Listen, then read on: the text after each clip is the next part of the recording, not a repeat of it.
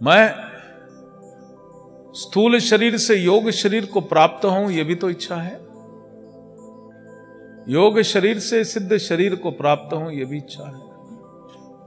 मेरी नर से नारायण की यात्रा पूर्ण हो, यह भी तो एक इच्छा है। मैं आत्म साक्षात्कार को प्राप्त करूं, यह भी तो इच्छा है। और जिस दिन आत्म साक्षात्कार को प्राप्त हो जाते हो, उस दिन मन का आत्मा में विलय हो जाता है। उस दिन एक भी कर्म नहीं रहता, मन आत्मा में विलीन हो जाता है।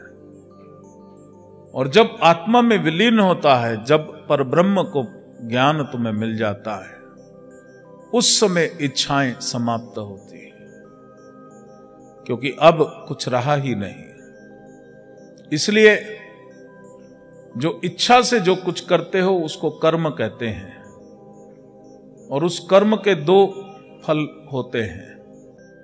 या तो उस कर्म करने से पुण्य मिलेगा, या उसको कर्म को करने से पाप मिलेगा। क्योंकि वो कर्म सगुण, उसमें गुण होते हैं। तमोगुण हो सकता है, रजोगुण हो सकता है, सतोगुण हो सकता है। लेकिन जब मन का विलय हो गया आत्मा के साथ, तो वो अवस्था हो जाती निर्गुण की। वो कौन सी अवस्था होती है? निर्गुण की अवस्था। उस समय कर्म नहीं, वो लीला हो जाती है। भगवान कृष्ण ने जो कुछ किया वो कर्म नहीं, वो लीला थी। जो सिद्धों ने जो कुछ किया उसको हम लीला बोलते हैं। भगवान राम नारायण अवतार, उन्होंने कर्म नहीं किया, वो लीला होती है। क्योंकि वो करने के पीछे ना खुशी होती है, ना दुख होता है। वो तो एक सच्चित आनंद की अवस्था में रह करके जीव जो कुछ भी करता है। इसलिए इच्छा तो करनी ही है, लेकिन इच्छा पवित्र भाव से हो रही है या अपवित्र भाव से हो रही है, ये देखना बड़ा जरूरी है। ये देखना बड़ा जरूरी है, और यही कारण होगा तुम्हारा आगे बढ़ने का। इसको इंग्लिश में कहते हैं setting A goal of your life. एक उद्देश्य होना चाहिए प्रत्येक मनुष्य का, अपने जीवन का एक उद्देश्य होना चाहिए।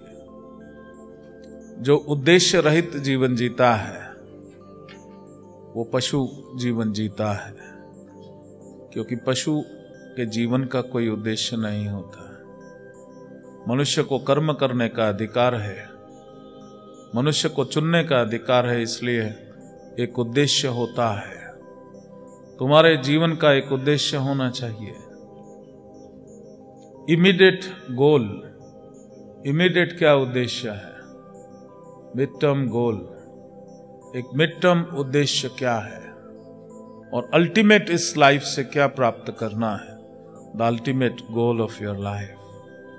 और जब ये इच्छा शुद्ध भावना से होगी, जब तुम परमात्मा से जुड़े हुए, जब तुम अब पाप कर्म नहीं करोगे कोई भी, और अपने सभी पापों से क्षमा मांग चुके हो, उस समय इच्छा जो है